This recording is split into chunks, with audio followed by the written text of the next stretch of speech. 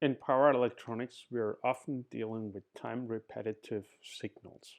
That could be the AC mains, the grid voltage at the input, which is repeating every 20 milliseconds in Europe, so that's generating the 50 hertz, or in US the 60 hertz. And that can be the operating frequency, as we called it, switching frequency, which is also called very oftenly. For periodic time repetitive signals, you can define an average value, a root mean square value, and a crest factor. The average value is the same as the DC value, the mean value of the signal, also often called bias point. A circuit is operating at a specific bias point. That means it is offset at a specific voltage. Transistor can be operating at a specific offset voltage, for example, around the 0.7 volts at a base emitter, or for a MOSFET at the threshold voltage of the gate source.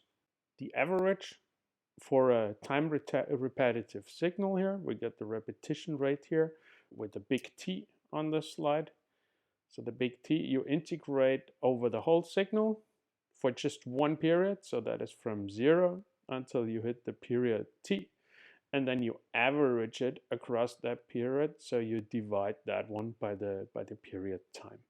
Now that integral here is actually a time of voltage, so that's seconds times volts as a unit here, and then you divide it again by seconds, so the result is actually in volts. Now, the RMS value of a time repetitive signal, of a periodic signal, represents the exact same amount of power if that AC signal would be applied across a specific resistor, so given for one given resistor, as the DC value, a DC signal, a continuous signal, would dissipate in that same resistor if it had that value, the amplitude, at that same RMS value as the given DC signal has. So the RMS value is actually representing a power equivalent dissipation of an AC signal across a given resistor in terms of an equivalent DC signal across that same resistor. That's the meaning of RMS, and as this involves power, it's rather interesting in power electronics. RMS stands for root mean square, so it's actually named after its equation.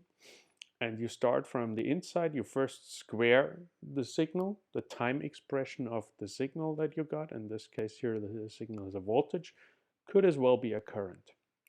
Then you basically apply the same thing as we did up here with an average. You integrate over one period, and you average across that period here. And at the very end, we apply the root across the result of that. So that's the third step, taking the square root of the results of the averaging of the squared signal. An interesting definition, mainly used in audio, but it also in other applications. But in audio, you typically want to express the dynamics of a signal.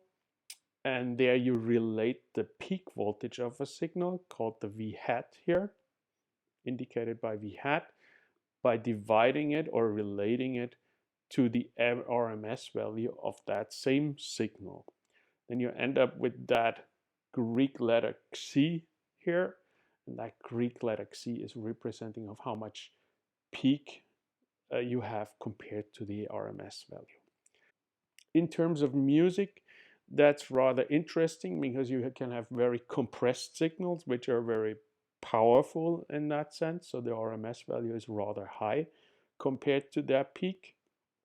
Then you're actually getting a lower crest factor, as for example in other kinds of music where you have a rather high peak and the amount of energy in the signal is rather low. Very compressed audio is typically like pop music, rock music, which is rather compressed, rather high energy density compared to their peaks. One of the most energy intensive songs I'm aware about is Elvis Presley, A Little Less Conversation. So it's not only the modern music, it can be rather old songs here. Lady Gaga is a rather energy intensive signal. So the RMS value is rather close to the peak value, and therefore the crest factor is low. Where on the other hand, in the other end of the spectrum, you would have works like Donauwellen, apart from Mozart, where you have the drums kicking in like 4 or 5 times during the whole play. And the whole song is about 20 minutes, so you're kicking in 4 times with a rather high energy. You have the peak there, and then for the rest of the music, it's really low going, like the waves of the Danube. Now it's your time to apply these definitions, the RMS value, the average value, and the crest factor, to a signal that is a very typical signal within power electronics. This is a square wave, and it's generically defined, so no quantitative statements here. We got its peak. The peak is defined here as the V hat. And then we have something which we're gonna call for the rest of the course the duty cycle here. So the duty cycle means the duty of the signal, or the duty of an element, can be a transistor. In this case here, the duty cycle of the signal compared to its period here.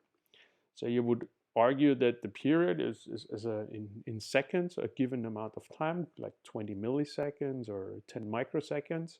And then you usually give the duty cycle as somewhere between 0 and 1, or between 0 and 100%. So in this case here, we would have, for example, a duty cycle of around 30% here. But that doesn't matter. We're just going to generically calculate with the variable d now and try to represent the average value, the RMS value, and the crest factor as a function of the V hat and as a function of the duty cycle and whatever numbers occur along the way. As the square wave we've just looked into, many other signals are actually a superposition of DC and AC. I'm trying to represent AC signals, any signal containing an AC, that could be a pure AC or a AC superimposed by a DC, as a lowercase letter, the lowercase v in that case here, where V stands for the voltage. The mathematical equation for showing that it's repetitive is this one here. So it's repeating with the period big T, or uppercase T here. And through the Fourier series here, we can actually construct the whole signal as a summation of a number of cosine waves here. Well, I could have used sine waves, but I've chosen to use cosine waves here. The harmonics are represented by an amplitude at a specific nth frequency here. The frequency is coded in here, n times omega, where omega is the fundamental frequency, and then we got a phase for each of the harmonics, phase n, for those signals. If I extract all the harmonics into that equation, that sum here, and I pull the DC value out of it, then I have the DC value plus the AC value. Here the DC value is something constant, so I'm trying to represent it through an uppercase V. And the original signal is the sum of those. Then I can rewrite the whole signal, the original signal I have here, as the DC value plus the AC value, the AC signal superimposed.